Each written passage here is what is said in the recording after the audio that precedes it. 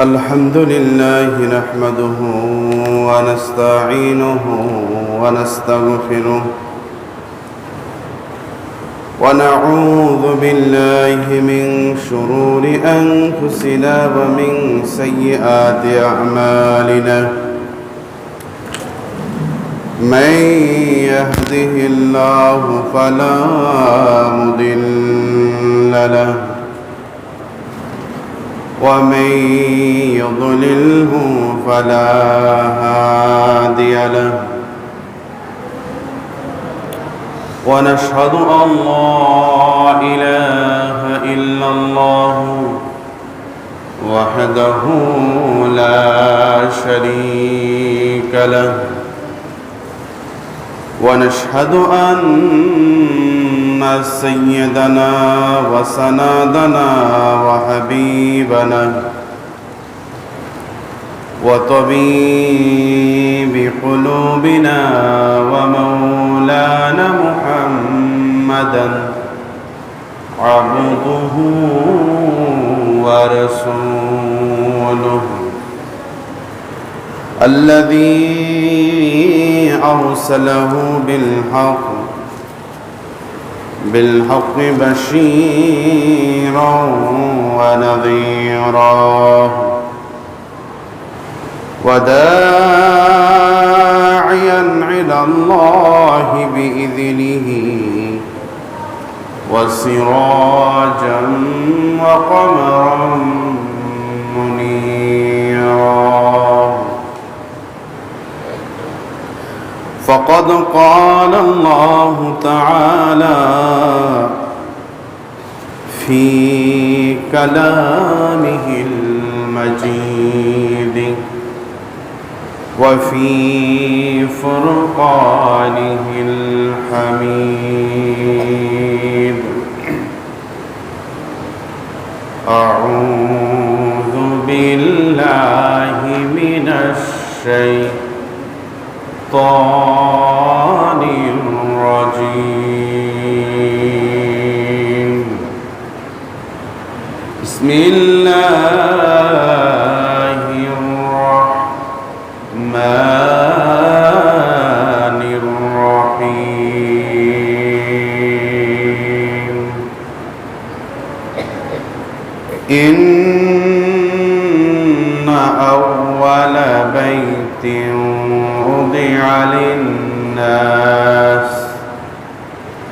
وضع للناس للذي ببكة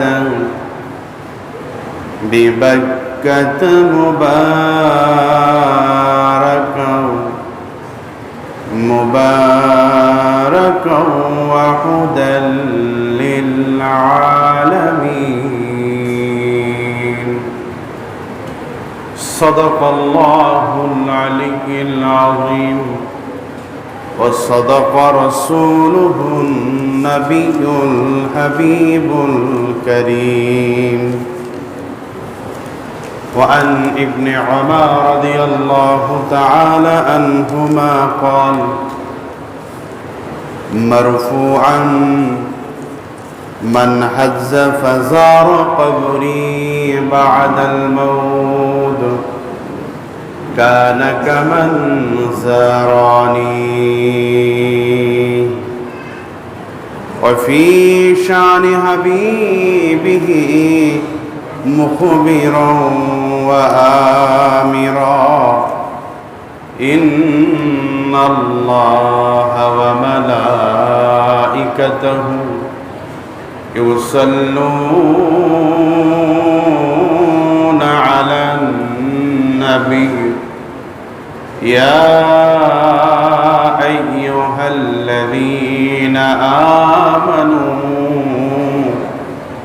صلوا عليه وسلموا تسليما اللهم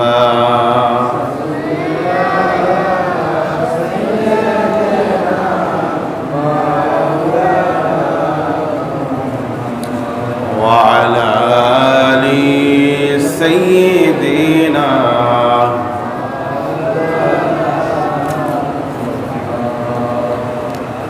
सूरज उल्टे पाँव पलटे,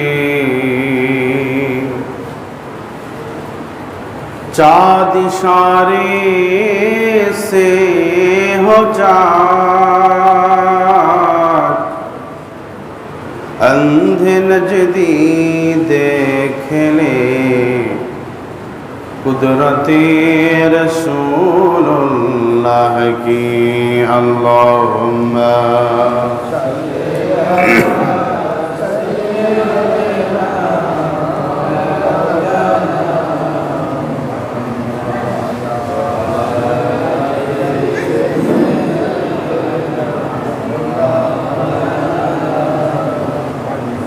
আল্লাহ জাল্লা জালালুহু ওয়া আম্মা নওয়ালুহু দরবারে অসংখ্য শুকর ও সুজুদ যে আল্লাহ সুবহানাহু ওয়া তাআলা প্রতি জুমার নেই আজও আল্লাহ সুবহানাহু ওয়া তাআলার ঘরে এই পশ্চিম মিঠাপুকুর জামে মসজিদের মধ্যে আসার এবং বসার যে খালেক, যেই মালিক, যে রাজ্জাক সুযোগ করে দিয়েছেন, সেই খালেক, সেই রাজ্জাক, সেই মালিকের দরবারে শুকর গুজার করে অন্তরের অন্তরস্থল থেকে একবার বলি আলহামদুলিল্লাহ।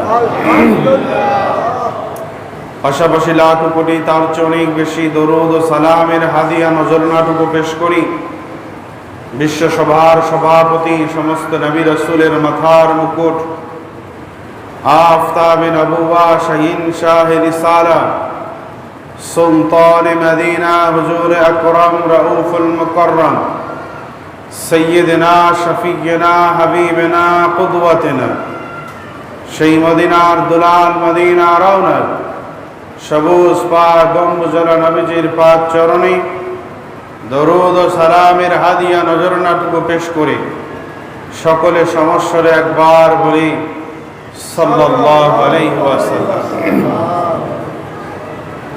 আল্লাহ তাবারক তাআলার কালামুল্লাহ শরীফের সূরা আল ইমরানের 96 নম্বর আয়াতে কারিমা আপনাদের সামনে পেশ করেছি। আল্লাহ জাল্লা জালালুহু হাবিব পাক সাল্লাল্লাহু আলাইহি ওয়াসাল্লামের কওলে জবানে একখানা হাদিসুন নববী আপনাদের সামনে পেশ করেছি। আল্লাহ সুবহানাহু ওয়া তাআলা চাহে তো আয়াতে কারিমা এবং হাদিসুন নববী অনুযায়ী চলার তৌফিক দান করুন, আমিন। আজকের আলোচনার মূল লক্ষ্য বিষয় হচ্ছে আল্লাহ তাবারক তাআলা জাল্লা জালালুহু ইসলামের মধ্যে 5টি খুঁটি দিলেন। একটি দিলেন কালিমা, দ্বিতীয় নম্বরে দিলেন নামাজ, রোজা, হজ, এরপরে দিলেন যাকাত। তো ইসলামে বুনিয়াল ইসলাম আলা খামসিন, ইসলামের 5টি স্তম্ভের মধ্যে একটি স্তম্ভ হচ্ছে হজ। একটি স্তম্ভের নাম কি? হজ। আল্লাহ জাল্লা জালালুহু এই 5টি বিষয়কে ফরজ করে দিয়েছেন। নামাজ পড়া যেমনি ভাবে ফরজ, রোজা রাখা যেমনি ভাবে ফরজ, যাকাত দেওয়া যেমনি ভাবে ফরজ, ঠিক তদ্রূপ যারা সামর্থ্যবান আছেন তাদের জন্য হজ করা জীবনে একবার ফরজ। জীবনে একবার কি? ফরজ। আল্লাহ জাল্লা জালালুহু কালামুল্লাহ শরীফের সূরা আল ইমরানের 96 নম্বর আয়াতে কারিমার মধ্যে আল্লাহ বলেন, ইন্না আউওয়ালা বাইতিন উদিয়া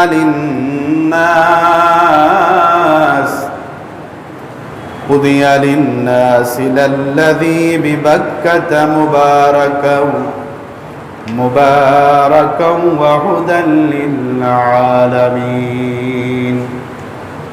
পৃথিবীর মানুষ শুনে রাখো, জেনে রাখো রে, আমি আল্লাহ এমন একটা ঘর তৈরি করে দিয়েছি, আমি আল্লাহ এমন একটা মাকাম নির্ধারণ করে দিয়েছি। এই মাকামের মধ্যে যদি মানুষেরা এসে ইবাদত বন্দেগি করে, যদি মানুষেরা এসে আল্লাহ পাক রব্বুল আলামিনের গোলামি করে, পৃথিবীর সমস্ত জায়গার গোলামির থেকে উত্তম গোলামি হচ্ছে আল্লাহর ঘরে উপস্থিত হয়ে গোলামি করা। আল্লাহর ঘরে উপস্থিত হয়ে, সেটা একটা বরকতময় স্থান। আল্লাহ জাল্লা জালালুহু কেন এই আয়াতে কারিমা নাজিল করলেন? আয়াতে কারিমা নাজিলের পিছনে শানে নুজুল রয়েছে। প্রতিটি আয়াতে কারিমা নাজিলের পিছনে কি রয়েছে? শানে নজুর রয়েছে। এই আয়াতে কারিমা তখন আল্লাহ তাবারক তাআলা নাজিল করলেন যখন কাফের মুশরিকেরা রাসূলুল্লাহ সাল্লাল্লাহু আলাইহি ওয়াসাল্লামের উম্মতদেরকে বলতে শুরু করলেন যে তোমাদের খানায় যে কাবা আছে, এই খানায় কাবা থেকে উত্তম হচ্ছে বাইতুল মুকাদ্দাস। খানায় কাবা থেকে উত্তম ইবাদতের জন্য বাইতুল মুকাদ্দাস। একজন কাফের বললেন, ওগো নবীর সাহাবী শুনে রাখো, তোমরা আল্লাহর ঘর খানায় কাবার প্রতি লক্ষ্য করে ইবাদত বন্দেগী করো, কিন্তু আমরা জানি এই খানায় কাবা এর থেকে উত্তম হচ্ছে বাইতুল মুকাদ্দাস। এর থেকে উত্তম কি? বাইতুল মুকাদ্দাস। যেহেতু সেটা সুলাইমান আলাইহিস সালাম জিনদেরকে দিয়ে তৈরি করিয়েছেন, তো এর থেকে উত্তম বাইতুল মুকাদ্দাস। আরেকজন ইহুদি বললেন, ও মুসলমানেরা, তোমরা কি জানো আল্লাহর ঘর খানায় কাবা থেকে আরো উত্তম স্থান রয়েছেন, যে স্থানটার নাম হচ্ছে পৃথিবীর জমিনের মধ্যে যত নবী এবং রাসূল দুনিয়ার মধ্যে এসেছে এবং যারা হিজরত করেছে, ওই হিজরতের স্থানটা হচ্ছে ইবাদতের জন্য উত্তম স্থান। হিজরতের স্থানটা ইবাদতের উত্তম স্থান। একজন বললেন যে তোমাদের জন্য উত্তম স্থান হচ্ছে বাইতুল মুকাদ্দাস, আরেকজন বললেন তোমাদের জন্য উত্তম স্থান ইবাদতের হচ্ছে নবী এবং রাসূলেরা যেটা হিজরত করে পেয়েছে, যে স্থানে হিজরত করেছে, এই হিজরতের স্থানটাই হচ্ছে উত্তম স্থান। যখন কাফের এবং মুসলমানের মধ্যে এটা নিয়ে তর্ক বিতর্ক সৃষ্টি হয়ে গেলেন, মুসলমানেরা বললেন যে না, আল্লাহর ঘর খানায় কাবা শ্রেষ্ঠ, খানায় কাবা। এবং কাফের মুশরিকেরা বলা শুরু করলেন যে কেউ বলছেন বাইতুল মুকাদ্দাস শ্রেষ্ঠ, আবার কেউ বললেন হিজরতের স্থান, নবী রাসূলের হিজরতের স্থান শ্রেষ্ঠ। এটা নিয়ে যখন তর্ক বিতর্ক সৃষ্টি হয়ে গেলেন, আল্লাহর হাবিব পাক সাল্লাল্লাহু আলাইহি ওয়াসাল্লামের কাছে সঙ্গে সঙ্গে এই আয়াতে কারিমা নাজিল হয়ে গেলেন। সুবহানাল্লাহ।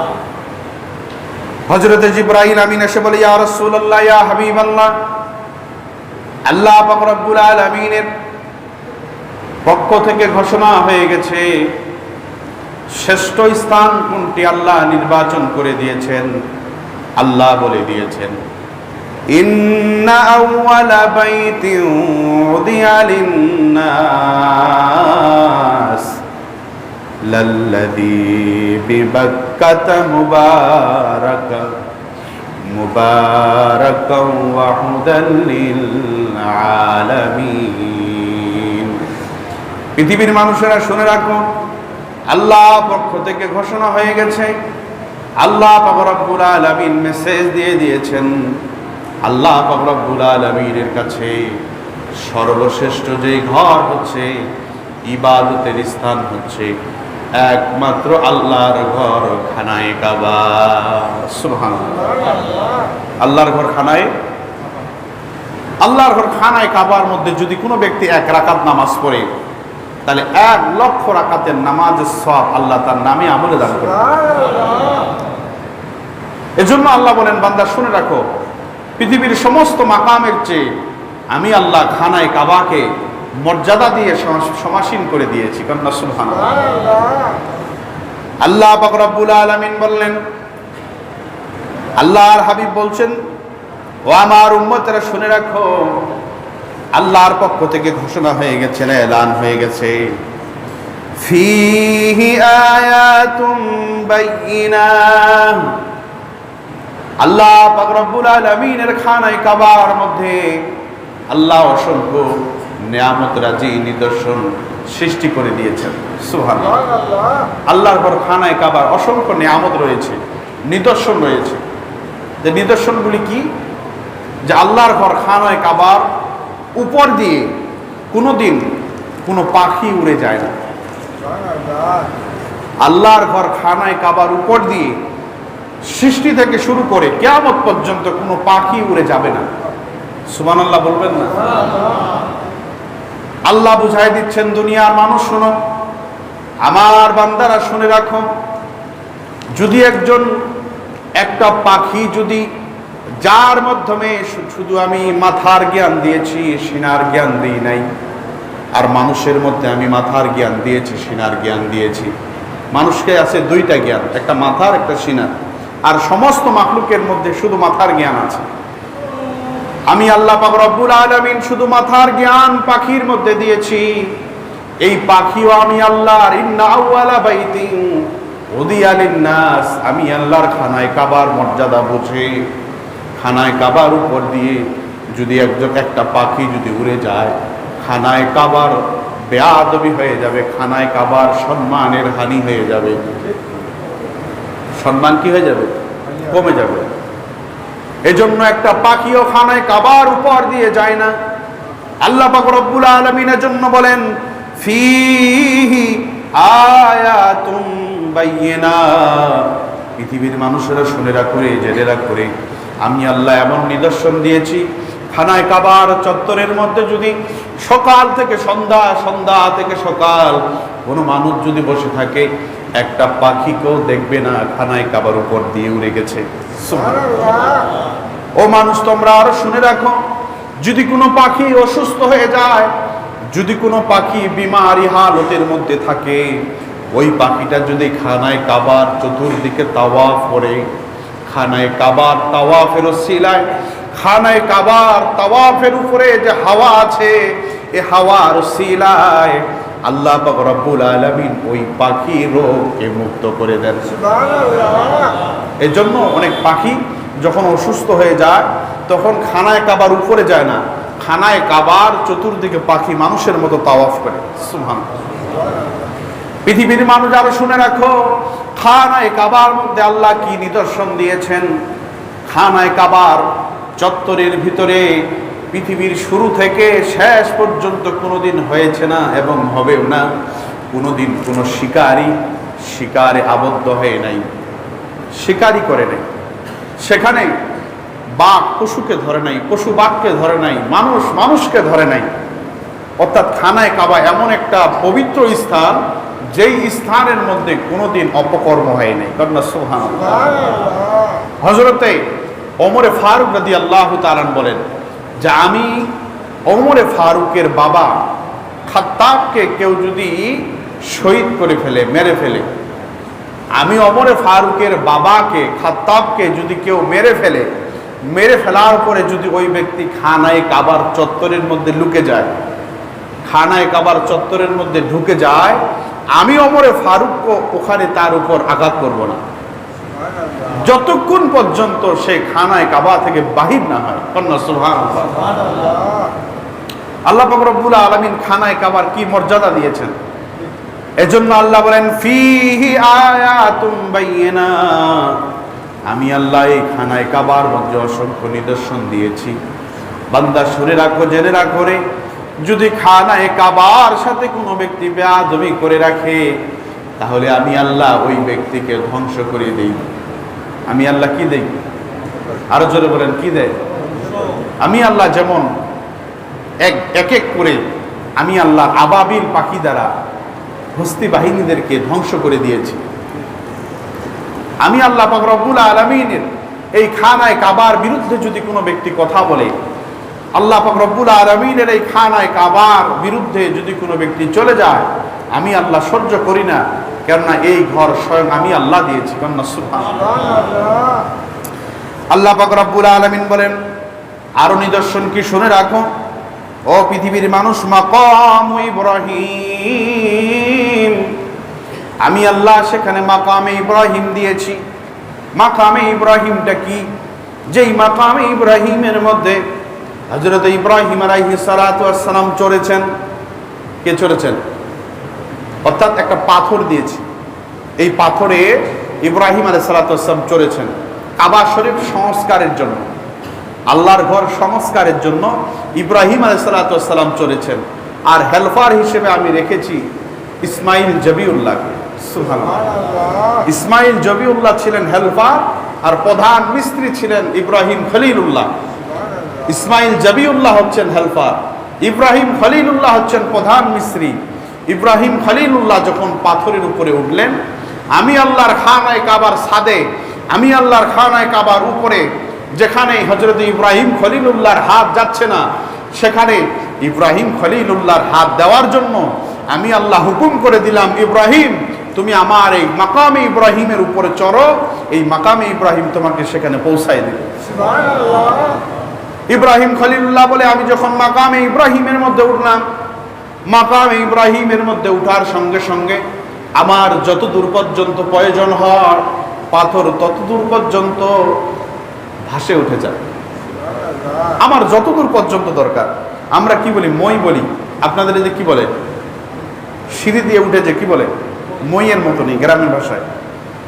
মই কেন ব্যবহার করা যায়? যে আমি উপরে লাগাল পাচ্ছি না, আমার হাত সেখানে যাচ্ছে না, যে আমি যদি মইয়ের মধ্যে সিঁড়ি দিয়ে বেয়ে বেয়ে বেয়ে বেয়ে উঠি, তাহলে আমি ওখানে যে আমার হাত কাজে লাগাতে পারবো। আমি যেহেতু লাগাল পাচ্ছি না, তো ইব্রাহিম খলিল যখন লাগাল পাচ্ছেন না উপরে খানায় কাবার উপরে, ছাদের উপরে, তখন আল্লাহ পাক রব্বুল আলামিন ওই পাথরটাকে ইব্রাহিম খলিলুল্লাহর জন্য মই বানাই দিলেন। এজন্য আল্লাহ এই কোরআনুল কারীমের মধ্যে বলে দিলেন, মাকামু ইব্রাহিম, আমি আল্লাহর সেই খানায় কাবার নিদর্শনের একটা নিদর্শন হচ্ছে মাকামে ইব্রাহিম দিয়েছি। সুবহানাল্লাহ। যেই মাকামে ইব্রাহিমের মধ্যে ইব্রাহিম আলাইহিস সালাতু ওয়াস সালাম দাঁড়িয়েছেন। আল্লাহ বলেন, শুনে রাখো পৃথিবীর মানুষ, দুনিয়ার মানুষ, মাকামু ইব্রাহিম, আমি আল্লাহ মাকামে ইব্রাহিম দিয়েছি।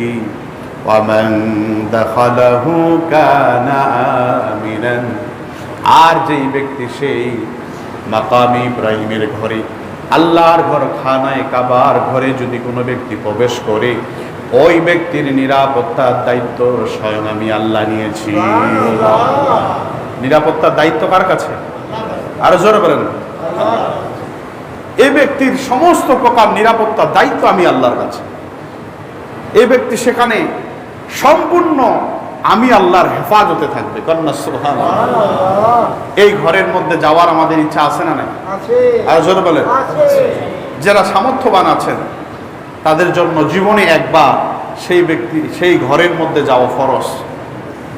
জীবনে একবার সেই ঘরের মধ্যে যাওয়া কি ফরজ। আল্লাহ পাক রব্বুল আলামিন বলেন, ওয়ালিল্লাহি আলান নাসি হিজ্জুল বাইতি মান ইসতাতা ইলাইহি সাবিলা।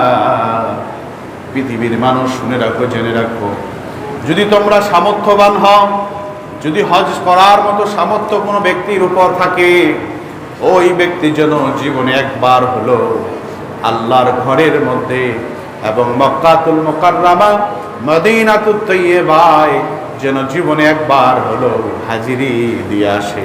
সুবহানাল্লাহ। কেন? আমি আল্লাহ পাক রব্বুল আলামিন তাদের উপর এটা ফরজ করে দিয়েছি। ফরজ করেছেন কে? আল্লাহ। এজন্য হজের গুরুত্ব আল্লাহ পাক রব্বুল আলামিনের কাছে অনেক। কেন? হজ ইসলামের 5টি স্তম্ভের মধ্যে একটা স্তম্ভ।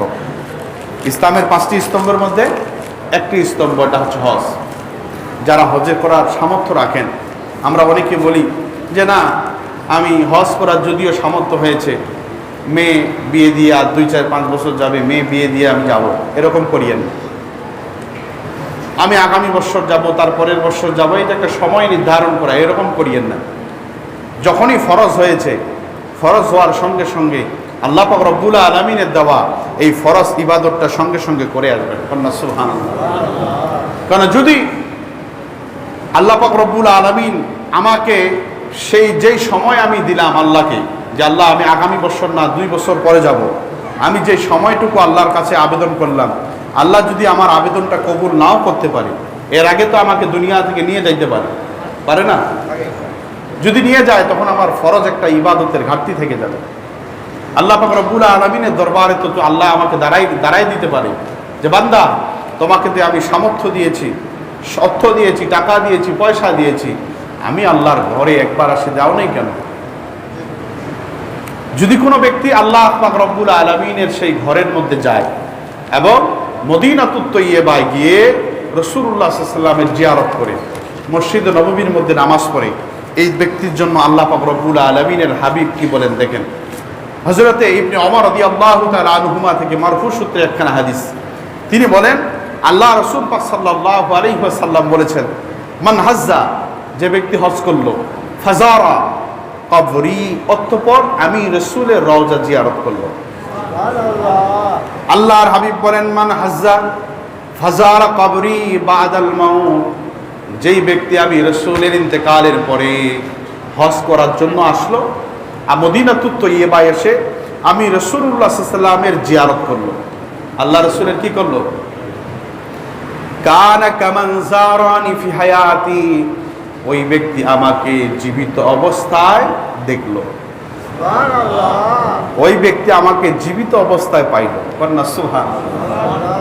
আল্লাহর হাবিব অন্যতে বলেন, মান জারা কবরি ওয়াজাবাত লাহু শাফাআতি, যেই ব্যক্তি আল্লাহ রাসূলের রওজা শরীফে জিয়ারত এসে করলো, আল্লাহ রাসূল বলেন ওই ব্যক্তির জন্য কাল কিয়ামতের ময়দানে শাফাআত করা আমি রাসূলের জন্য ওয়াজিব হয়ে গেল। সুবহানাল্লাহ। আল্লাহ রাসূলের জন্য ওয়াজিব হয়ে যায়। আল্লাহ রাসূলের জন্য কি হয়ে যায়? ওয়াজিব হয়ে যায়। এজন্য যারা সামর্থ্যবান আছি, যারা সামর্থ্য রাখি, আল্লাহ পাক রব্বুল আলামিন যেন আমাদেরকে আল্লাহর ঘরে যাওয়া তৌফিক দান করুক বলে আমিন। অনেকে আছে উমরা করে, সামর্থ্য থাকার পরও কি করে? উমরা করে। উমরা একবার না 100 বার করেন, কোনো সমস্যা নেই। উমরার সওয়াব উমরার কাছে, হজের সওয়াব হজের কাছে। হজ ফরজ হওয়ার পরেও যদি বান্দা হজ না করে শুধু উমরা করে, তাহলে উমরা দিয়ে হজের ফরজ আদায় হবে না। উমরা দিয়ে হজের ফরজ আদায় হবে না। হজ যদি ফরজ হয়ে যায়, বান্দাকে হজই করতে হবে। উমরা আপনি করেন, উমরার সওয়াব পাইতেই থাকবেন। কন্না সুবহানাল্লাহ।